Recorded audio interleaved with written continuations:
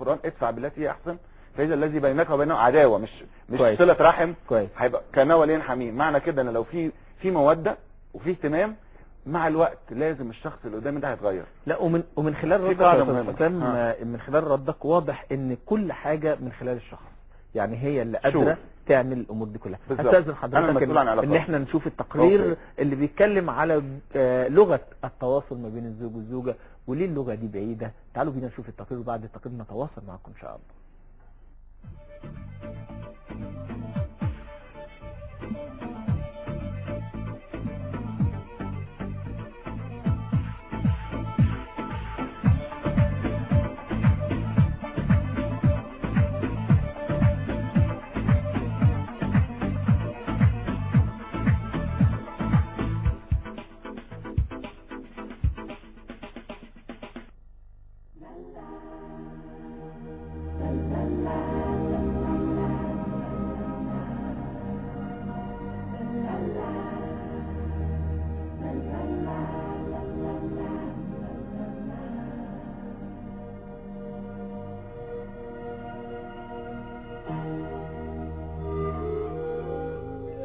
اساس الزواج الحب والاحترام. لو في حب في البدايه وفي احترام للزوج واحترام من الزوجه للزوج هيبقى في تواصل ان شاء الله.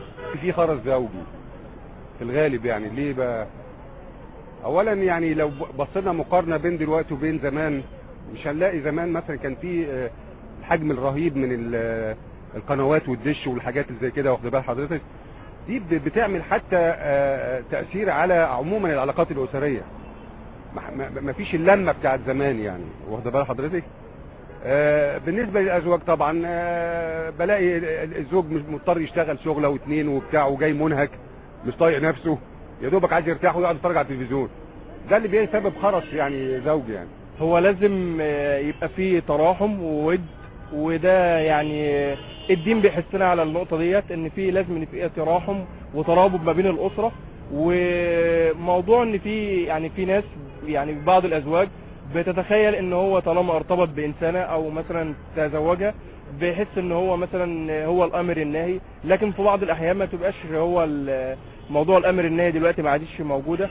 هو دلوقتي في لازم الاراء، الراي الصح لازم هو اللي يتاخد او هو اللي يمشي في الحياه بتاعتنا. لان يعني حاليا ما فيش حاجه اسمها ما بين راجل او ست، امراه او رجل، ما فيش فرق حاليا، لان حاليا الزوجه بتعمل والرجل بيعمل، فلازم يكون في تكامل مترابط ما بين الجزئين الاثنين.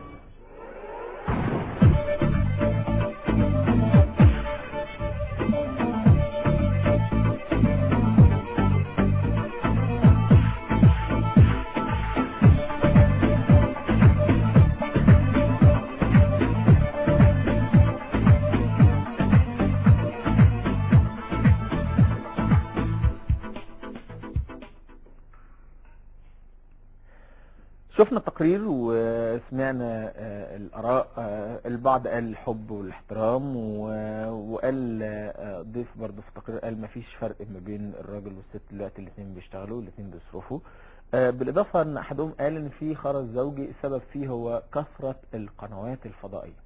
رأيك إيه يا أستاذ حسين في الكلام اللي قال ده؟ صح؟ هو أكيد جزء كبير جدا من انشغال الناس ودخول مؤثرات خارجية بتضيع وقت التواصل. يعني لو جربنا نخلي حتى لو يوم في الاسبوع او وقت معين احنا نقفل التلفزيون نبتدي نقعد مع بعض وقت خصوص زي ما احنا مخصصين وقت التلفزيون، بس خد بالك احنا نقعد نتكلم فيها لو قفلوا التلفزيون حد فيهم هيقعد على الكمبيوتر. طيب ويبقى مشكله. من هنا بقى نرجع للنقطه الاولانيه. في الاول وانا بختار اصلا يبقى انا عندي اهتمام وحب زي ما احد الضيوف قال، يكون في حب واهتمام بين الاشخاص. الحاجه الثانيه ان في مشكله كبيره جدا، واحنا في الاول العلاقه بيبقى عندنا توقعات مفرطه، لما نيجي بعد كده في العلاقه عشان ما يبقاش فيه وضوح بنلاقي فيه اختلافات. الحاجه الثانيه ان بنعوز ان الطرف الاخر يكون زينا بالظبط، والحقيقه ان عمرنا ما هنكون زي بعض بالظبط لسبب ان كل انسان ليه طبيعه. فهنا تقبل شيء من الاختلاف والمرونه في التعامل ده هيساعد ان يكون في بينهم تواصل اكتر. وكمان النقطه الثانيه ان مثلا ممكن الراجل بيفكر بطريقه معينه، الراجل مثلا لما يكون عنده ازمه وعنده مشكله بيحب يكون منغلق على نفسه ويركز في الحاجه دي. الست بتحب تتكلم كتير وتفضفض وتعيد وتزيد في نفس الحاجه. المشكله ان بقت الفضفضه بتتم من خلال قنوات اخرى. بمعنى احنا بنلاقي دلوقتي الزوجه بتقعد على الكمبيوتر تفضفض مم. من خلال الشات، اوكي. الراجل نفس الموضوع. مم. الازمه وده خبر انا قريته مم. ان 2 متجوزين قعدوا قعدوا بعض.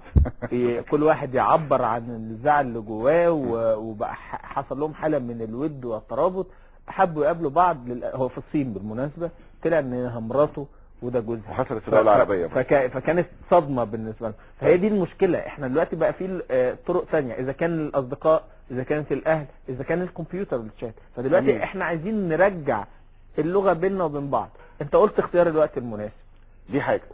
هل الخروج من جو البيت بيسمح بده؟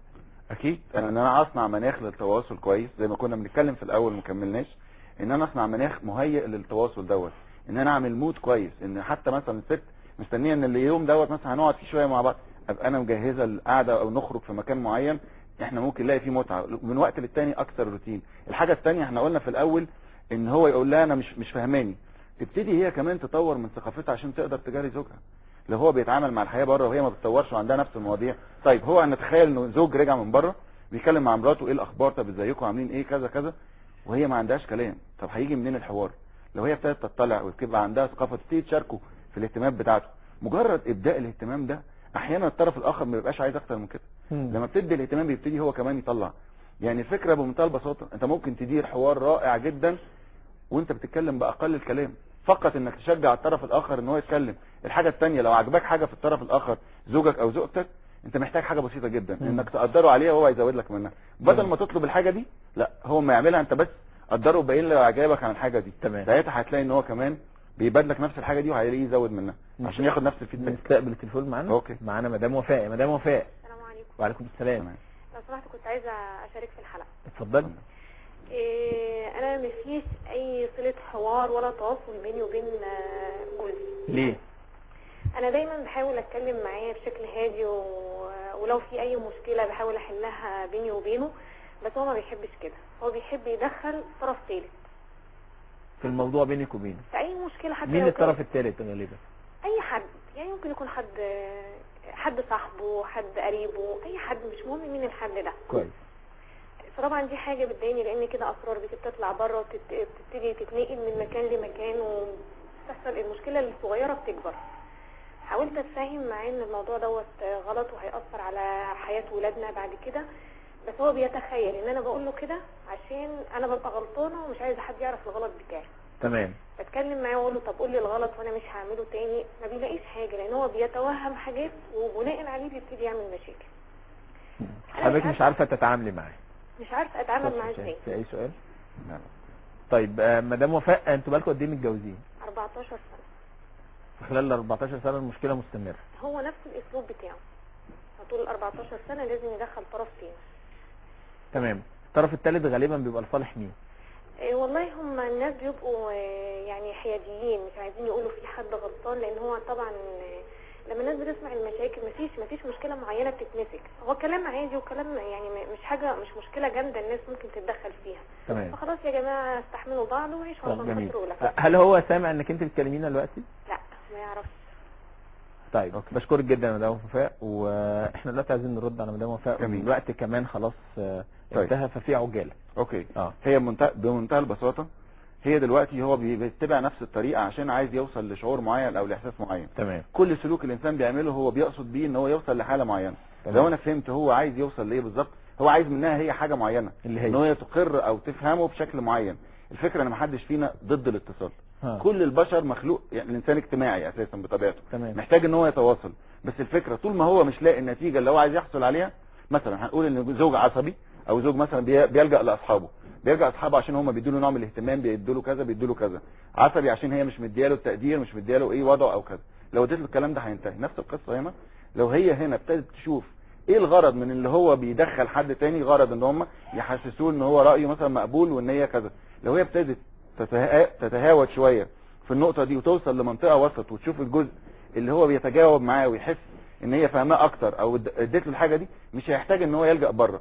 وخد بالك ان هم بقالهم 14 سنه بيتواصلوا. تمام. يعني في اوقات بيبقى فيها التواصل بينهم كويس. شور ننقي الاوقات دي، نشوف ازاي الاوقات دي بيبقى فيها انسجام، نبتدي نكرر الحاجات دي ونزود منها شويه ونتجنب الحاجات اللي بتجيب خلاف وتضطر ان هو يلجأ لبره عشان يزيد الانسجام. استاذ حسام علي استشاري التنميه البشريه، سعيد جدا بوجودك معانا النهارده. انا اسعد بيك ورحمة.